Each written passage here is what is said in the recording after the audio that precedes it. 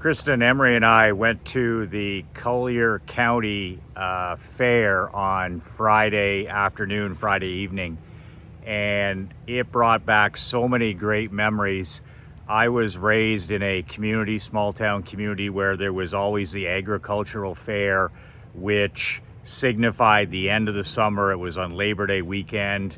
It meant back to school. It meant the end of summer vacation. And we would go, and it was like 4 days, and we would ride the rides and play the games and eat all that we could eat. And it always was such a special time in a small community. And we were able to relive some of this on Friday at an absolutely amazing fair. I have to give the organizers in Naples and Collier County, thumbs up for a well-run show.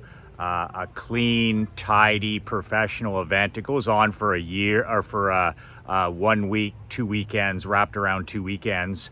And it's in its 45th plus year, if I read the sign correctly, if I can remember. Being at the fair brought a topic up that I've been talking with my daughter Emery about almost on a daily basis lately. And that has been the power in life of having manners and old school etiquette, respect, manners, etiquette, and how this, like so many other things that I talk about, can separate you from the crowd, can separate you from the ordinary, because manners and etiquette, politeness, whatever you want to call it, is as rare as hen's teeth nowadays. And when I see it in a young person, when I see it in a young athlete, when I see it on television with a professional athlete, or I see it in day-to-day life at a coffee shop or a restaurant or wherever it is, you separate yourself and you stick out in a positive way like no other. And I was having lunch today by the pool and talking to Emery about how simple it is to give positive energy to the people that you meet in your life every single day. And it's all connected to good manners and good etiquette. And there's a great story about Mike Babcock. And Mike Babcock was the Stanley Cup winning head coach of the Anaheim Ducks in the National Hockey League. He was an ultra successful coach of the Detroit Red Wings for at least a decade in Detroit. And then he came to Toronto as the most celebrated head coach savior a few years back, highest paid coach. He's got a world championship. He's got a world junior championship. He's got a Stanley Cup ring, and he's got 2 Olympic hockey gold championships with Team Canada. And I was reading an article about him one time when he was in Toronto. And Toronto is a city, the GTA, the Greater Toronto Area, is 11 million people now. It's one of the top 5 largest cities in North America. Just a massive, massive city. And Mike Babcock was easily the most recognizable person in the city of Toronto. He was the head coach of the Toronto Maple Leafs. He's the highest paid. He was the highest paid coach of the NHL at the time. He's on TV. He's on the internet. He's omnipresent. A few years back, and he was being interviewed, and he explained how when he's driving to work in the morning, and of course he drives a half-ton truck. I mean, the guy is making $6 million per year on a 7 or 8 year deal to coach hockey. Him and his wife live in a condominium right down by the arena, so he can get to work in like 5 to 10 minutes. And he's talking about driving in his half-ton truck and how he refuses to use drive-throughs of any sort. And in this example, he said every morning he stopped at Starbucks somewhere in Toronto near the arena, near the stadium, and he would never ever use the drive-through like 99% of the other people, especially celebrities or players or athletes that don't want to be noticed and don't want to be bothered. But Babcock was talking about how he was like, you know what? In life, you either do one of two things. You either give energy or you take energy. You're either giving people positive energy or you're a vampire taking energy, and that's our choice. And he was talking about how he would go into Starbucks every morning to grab his coffee on the way to practice or on the way to the video session, and he would always walk in the Starbucks store, and he would never use the drive-through because he wanted to talk to people. He wanted to talk to the people that were working at Starbucks. He wanted to talk to people when he was in a restaurant, and he used this opportunity with great manners. He's a Western Canadian guy, a larger than life personality, but he used these opportunities to give energy to people. Very positive, very uplifting guy. But he wasn't interested in driving through, a drive-through and getting his coffee and then, avoiding it. He was one of these guys who was like, I want to talk to people. I want to be on the street. I want to get feedback, good and bad, but I want to give positive energy out into the world. And I just thought that was a huge distinction in that article that I think a lot of people would have been just over their head. Here's a guy who's the most recognizable guy in Toronto. It's probably a big headache for him to go in there and get his morning coffee because, you're into photos, you're into autographs and all that kind of stuff. But that's what he thrived in. That's what he wanted. He's a people person, and he wanted to talk to those people. And I just thought that was a really important thing that he said, that you either give energy or you take energy. Now, I connect this back to manners, daily manners and etiquette. I talked to my daughter about today at lunch. When we were at the fair, we were riding those rides, okay? We were on the Sizzler, we were on the Ferris wheel, we're on all these crazy rides. And I always I went out of my way every single time the ride was over. These guys help you get in the ride, they strap you in. I mean, it's a monotonous job. They're out there in the brutal heat. And for the most part, most of these guys have a pretty good attitude. It's a tough job, tough way to make a living. And every time the ride was over, I would maintain eye contact with the ride guy, and I would personally walk over and I'd say, "Thank you for the ride. Thank you for the ride," with eye contact. And I have to say, I was one of the only people that was thanking these ride operators.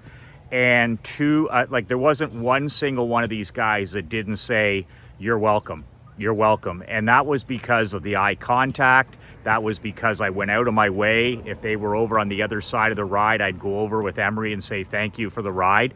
I mean, these guys are busting their ass in the heat. These are long days and long nights. And it doesn't cost anything to thank people for their effort. It doesn't cost anything. It's a simple 2 words, thank you, eye contact. And it makes you stand out, and it's so rare, and it gives good energy. And it's almost like you're paying it forward because you are authentic, you are thankful. And I make Emery do the same thing. Like, we're constantly saying thank you to her coaches. And this is something we need to be really emphasizing with our children and grandchildren right now. And I catch Emery all the time. I catch her, not saying thank you or having to be reminded. And I'm on it hard because I want her to be the type of kid that has gratitude. I want her to not have a mindset of entitlement just because we live in the greatest time in history, just because we're awash in abundance and opportunity in North America. I, as a parent, as a father, I'm just constantly on this attitude of gratitude and making sure that she's thanking her teachers, her mentors, her coaches, anybody that's helping her become a better person. And every day when we pick her up at school, she goes to the Montessori Academy here in Naples. And every day, when we're up there, most parents, they walk up and all of a sudden it's just like the kids run out and that's it.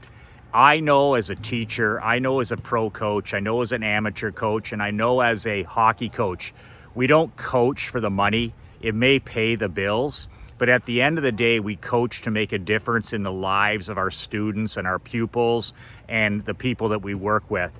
But I understand personally what a thank you, a simple thank you, good manners can mean to a coach. And it says so much about the person that's presenting the thank you. And that's what I want for my daughter. I want her to be grateful, but I also want her to separate herself and be thankful and grateful, and to make it, for these teachers to feel appreciate it and respect it, especially in 2022. So that's what we do every day that I pick her up at school. If she doesn't thank her teacher at the door, I literally make her turn around and walk back and thank her teacher. And is she the only kid who's doing this? I'm not sure, but she's certainly in the minority. But I don't care. I watch, I thank the teacher personally, and I've done this since I've been driving her to school, since she was 2.5 years old. Myself as the father, I know Chris is the same. We thank the teacher, we make eye contact. It's none of this bullshit looking at my shoelaces. We thank them for teaching our child. And I don't care if you're not in love with a certain teacher or a coach, they're still putting in the effort to help your child. So we make a point of it every single day to thank them, eye contact. It's as simple as that. It doesn't cost anything to thank people and make them feel good. So I make sure that Emery does that personally, and it hasn't been easy. I'm making sure that she's eye contact, I'm making sure that it's meaningful, and I'm making sure that it's authentic. And the same with her tennis coach and her riding coach and her chess coach, is that she's thanking them without me having to tell her, and that she's grateful for these opportunities, these unlimited opportunities that a lot of people don't receive. Going back to when I was coaching the Blue Wings, my guys were age 17 to 21. And 70% of what I taught in the hockey business was about life skills. 30% was about hockey. It was about bridging these young men from teenagers, adolescence, into manhood. That was what it was about. My job was no different than Coach Krzyzewski's. My job was no different than Nick Saban's. It was just at a lower level. You're still trying to take these young men from adolescence into manhood to be good citizens, good fathers, good husbands, and all this stuff. And one of the things that I emphasize constantly that other coaches just let slide by was etiquette and manners. It would drive me crazy. And I was blessed with good blue chip kids. A lot of these kids came from very good families, but I didn't care. I was on the job steady with my guys. When our bus would pull up to a restaurant on the way home or to and from a game, I had two rules.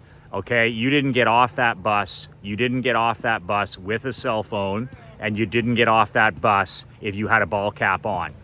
And all of our guys would, of course, leave their hats on the bus. And secondly, they'd leave their cell phones. So we would eat as a team, regardless of where we were. We could be going into any type of fast food chain, wouldn't make any difference. The other thing that we did, we ate as a team. We weren't distracted. There was no hats at the tables, all this old school stuff that I insisted on. But another thing that I did a lot of, always when we were eating out, is leave things better than you found them, was one of our principles with the Blue Wings. Leave things better than you found them. So I would make us bus our own tables. We would bus our own tables. Why would it be up to somebody else to take your tray, your old chicken dinner, and they have to put it in the trash for you? That's total bullshit.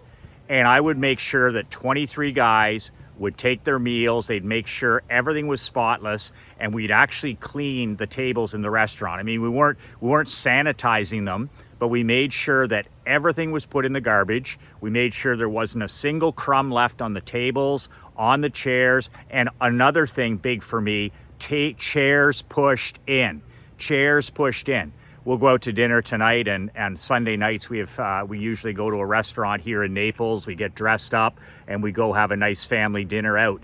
And the very last thing that I do is I make sure that we push in our chairs at the end. I know there's a person coming to clean the tables and all that kind of stuff, but I make sure that there's no messes, there's no spills, everything's put together, and we push in our chairs.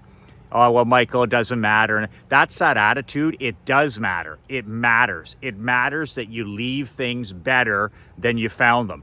It's like our team with the Blue Wings when I had the guys mopping the dressing room and cleaning the toilets and the sink. When we would play on the road, we cleaned the locker room. It wasn't our rink. We didn't have to do that. We could have been like other teams. We could have left the locker room dirty, and some other guy would have had to come in there and flush the toilet and clean the urinals and mop up the spit and all this stuff that's all both. I didn't tolerate that shit for a second.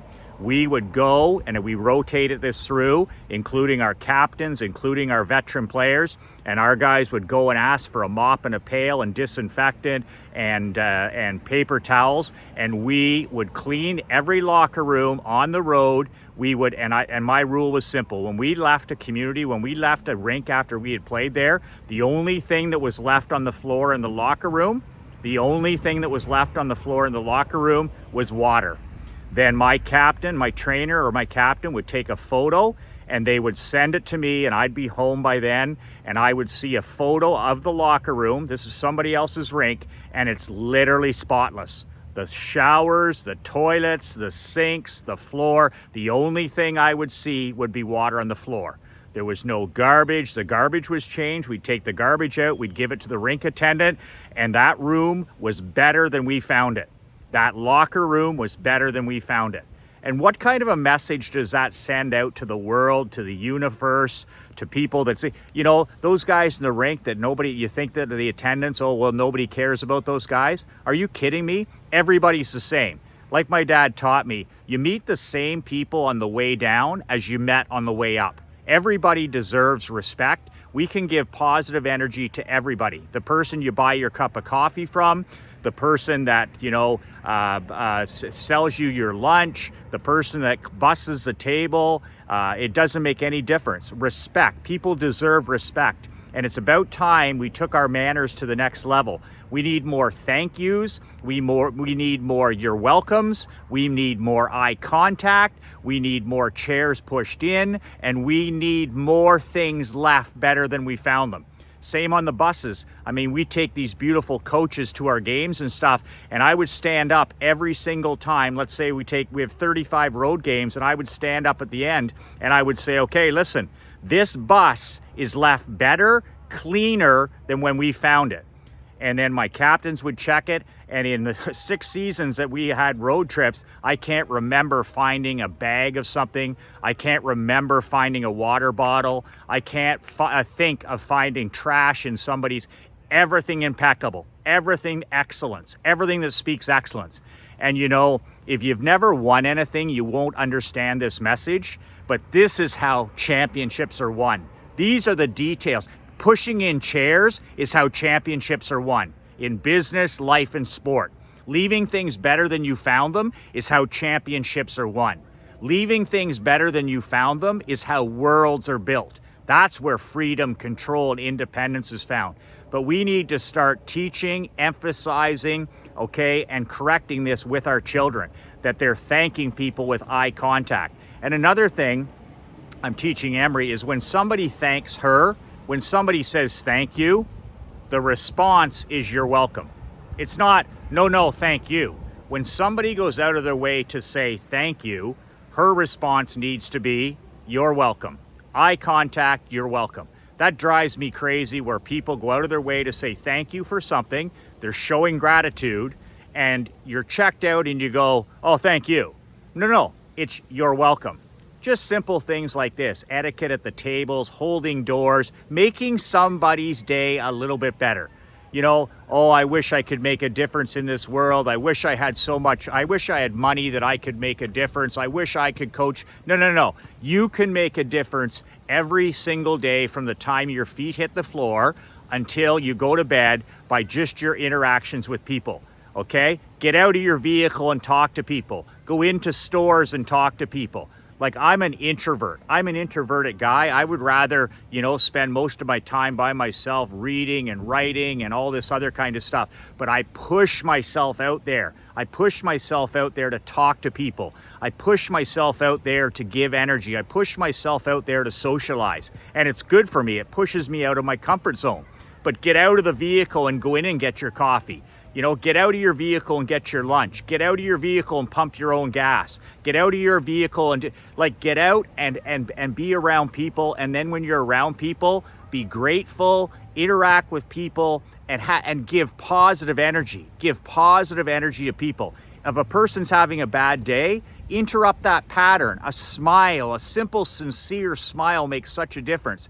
I talk about these girls at Dunkin' Donuts. Man, there's 2 of them there, I said before, that I could hire those girls in a second and they could run my 3 companies. They could run my 3 companies. Why? Because every day I've been there watching them, testing them, listening to them. But every single day they start with a smile, they get my order perfect, and they make me feel fantastic. And I mean, what are they doing? Those are long days. Those people at Dunkin' Donuts, she said to me, she gets up at 2:30 a.m. every day to get to her shift for 4 a.m. to start. That's a hard day. That's a hard existence. That's a hard life. And here she is, the 2 of them standing at the counter, smiling, being pleasant, saying good morning to everybody, thousands of customers. Man, that's badass. That's giving positive energy. What's your excuse? What's your excuse? There is no excuse. Like Mike Babcock said, we're either giving positive energy or you're a fucking vampire taking energy. And it's a choice. It's 100% accountability. And on the other end of that, just making sure that we're teaching our children that manners matter. You walk in front of somebody, you say, excuse me. You walk behind somebody, you say, excuse me. Another big thing is the Sam Walton Rule, which I've written down years ago. And this is a rule that not a lot of people talk about, but when Sam Walton was starting his Walmart stores, he had what I think it was called the 5-foot rule, and it was for his employees and for himself. And this is how he began and built Walmart. He had a 5-foot rule for his employees and staff and himself. Any person comes within 5 feet. Any person comes within 5 feet, you say hello to them and you acknowledge them. And I've always remembered that story about Sam Walton, and I've tried to use it in my life. I'm like, anybody comes within 5 or 10 feet, good morning, good afternoon, how are you, eye contact. So important. Sam Walton's 5-foot rule. Not just important in business. I have it in the barber shop. As soon as that door swings over, my 2 girls, my 2 barbers, both have to say good morning, good afternoon, good evening, whatever it is. Same with my hockey team. I had a script, good morning, good afternoon, good evening, and eye contact. And that stuff goes a long, long way. Listen, I'm out here at 6 in the morning walking in the pitch dark with my dog Clifford, and I'm doing the 4-mile thing, the 2 miles out and the 2 miles back. I'm walking from 6 a.m. to 7 a.m. in the pitch black. And I meet people on my street, right? I meet people and they got the earbuds in and they're running and they're jogging and all this other stuff. I don't give a shit whether they say hello. I don't care if they're looking at their feet. I don't care if they're looking at the moon. I have a personal rule. They're within my 5 to 10 feet. Good morning. And you should see it. When I first started walking out here 2 months ago, I'm walking up the street and I'm walking back, and it's the same people every day, right? The top 1%ers, they're out. It was amazing because I was like, the first time it was like I say hello and I'm almost startling them. They're like, hoping that nobody will say hello. And now here I am 2 months in, every day. And I've become like friends with some of these people. I know them. We're on the same schedules. Good morning. How are you? Good morning. Giving good energy. What does it take for me to do that? Nothing. It's just nouns and verbs and adjectives. It's words. It's free. Good morning. How are you? And a smile. Good morning. How are you? And a smile and eye contact. And you've maybe made a small difference in somebody's life.